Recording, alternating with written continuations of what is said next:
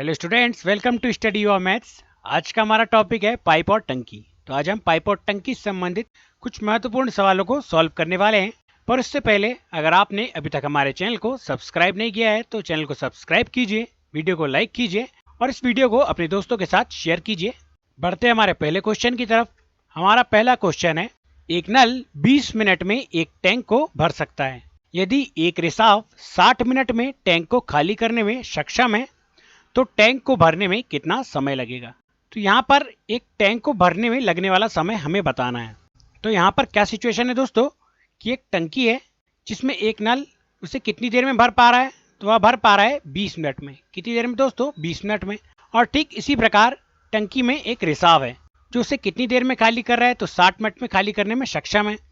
तो हमें यह बताना है कि टैंक को भरने में लगने वाला समय कितना होगा। तो बहुत ही सिंपल सवाल है दोस्तों और बहुत ही इजी वे में हम इस सवाल को सॉल्व करेंगे। तो चलिए देखते हैं सबसे पहले इसे हम कैसे सॉल्व करेंगे। तो सबसे पहले हमें यहाँ पर क्या दिया दोस्तों कि 20 मिनट में एक टैंक भर रहा है। तो सबसे पहले इसको हम यहाँ पर लिख लेते हैं कि 20 मिनट में एक टैंक भर रहा है। अगला नल इसे कितनी देर में खाली कर रहा है, तो 60 मिनट में खाली कर रहा है। तो 20 के बगल में हम यहाँ पर लिख लेते हैं और इसके बीच में आ जाएगा गुणा का चिन्ह।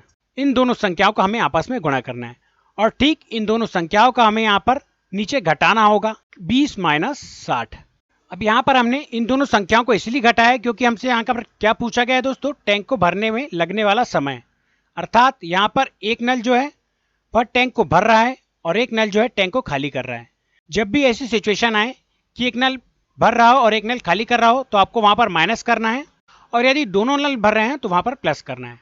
तो यहाँ पर पहली वाली सिचुएशन है दोस्तों कि एक नल भर रहा है और एक नल खाली कर रहा है, इसलिए हमने माइनस लगाया है। चलिए इसे सॉल्व करते हैं। तो सबसे पहले इस 20 का गुणा इस 60 में कर लेते हैं। तो 20 का गुणा जब हम 60 में करेंगे तो कितना हो जाएगा दोस्तों? यह हो जाएगा 1200। अब ठीक इसी प्रकार इस 60 में से इस 20 को घटा लेते हैं तो यहाँ पर कितना आ जाएगा? यहाँ आ जाएगा 40। अब इसे काट लेते हैं तो ये 0 से ये 0 और जब 4 से हम इस 120 को डिवाइड करेंगे तो यह कितनी बार में कट जाएगा दोस्तों? यह कट जाएगा 30 बार में। तो इस प्रकार हमारा आंसर कैसा आ जाएगा? हमारा आंसर आ जाएगा 30 और हमारा ऑप्शन नंबर 1 बिल्कुल करेक्ट हो जाएगा कि टैंक को भरने में कितना समय लगेगा, तो वह समय लगेगा 30 मिनट का। अब यहाँ पर हमने 20 में से 60 नहीं घटाएं, 60 में से 20 घटाएं दोस्तों।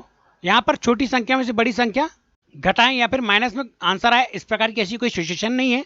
तो आप यहाँ पर इनको घटाकर आंसर लिख सकते हैं। यहाँ पर माइनस या प्लस की कोई दिक्कत नहीं होगी। क्वेश्चन नंबर 2, एक नल ए एक टंकी को 25 मिनट में भर सकता है और दूसरा नल उसी टैंक को 50 मिनट में खाली कर सकता है। यदि दोनों नल एक साथ खोले जाएं तो टैंक कितने मिनट में भर जाएगा। तो यहाँ पर भी सेम सवाल है दोस्तों। हमें एक टंकी दी हुई है जिसे एक नल कितनी देर में भर रहा है, वह भर रहा है 25 मिनट में। और ठीक इसी प्रकार दूसरा नल उसे कितने मिनट में खाली कर रहा है, तो 25 मिनट में खाली कर रहा है। तो हमें टैंक को भरने में लगने वाला समय बताना है। तो इसे भी हम सेम मेथड से सॉल्व कर लेते हैं कि हमारा पहला समय कितना दिया है दोस्तों, वह दिया है 25 मिनट का। इसके बाद अगला समय कितना दिया है, 50 मिनट का। और इसके बटे में हम क्या लिखेंगे, दोनों संख्याओं का 50 में से 25 को घटा लेंगे क्योंकि यहाँ पर हमें एक नल भरता हुआ प्रतीत हो रहा है और एक नल खाली करता हुआ दिखाई दे रहा है। तो चलिए इसे सॉल्व कर लेते हैं। तो सबसे पहले हम इस 50 में से इस 25 को घटा लेते हैं। तो 50 में से हम 25 घटाएंगे तो कितना बचेगा दोस्तों? यहाँ बचेगा 25। और ठीक इसी प्रकार हम इन दोनों संख्याओं को पहले यहाँ पर लिख लेते हैं ताकि इसको काटने में आसानी जाए। तो 25 गुणा 50, 25 गुणा 50। अब इसे काट लेते हैं तो 25 से 25 कट जाएगा। तो दोस्तों हमारा आंसर कितना आ गया? हमारा आंसर आ गया 50। टैंक को भरने में कितने मिनट का समय लगेगा? तो 50 मिनट का समय लगेगा। क्वेश्चन नंबर 3, एक नल टंकी को 9 घंटे में भर सकता है। एक रिसाव के कारण इसमें 1 घंटा अधिक समय लगता है। यदि टंकी पूरा भरा हुआ है तो रिसाव की वजह से यह कितने समय में खाली हो जाएगी।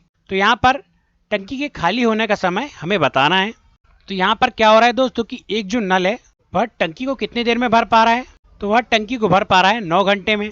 अब ठीक इसी प्रकार एक रिसाव के कारण 1 घंटा अधिक लगता है। अर्थात यदि 9 घंटे लग रहे थे तो सब कितने घंटे लगते हैं? 10 घंटे लगते हैं।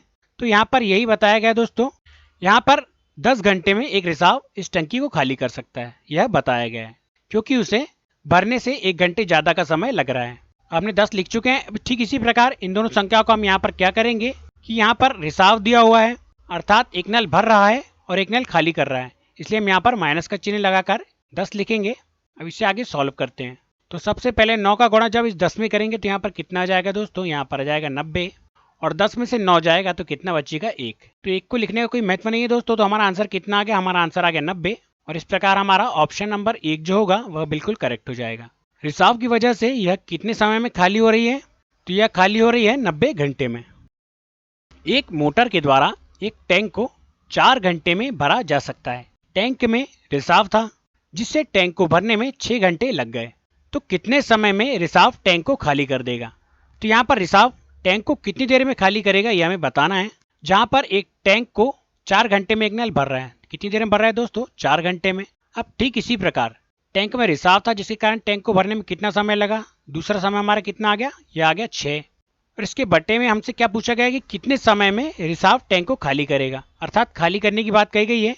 क्योंकि यहाँ पर भी वही सिचुएशन है जो पिछले सवालों में थी कि एक नल भर रहा है और एक नल खाली कर रहा है। तो हम यहाँ इन दोनों को माइनस करेंगे, 4 - 6।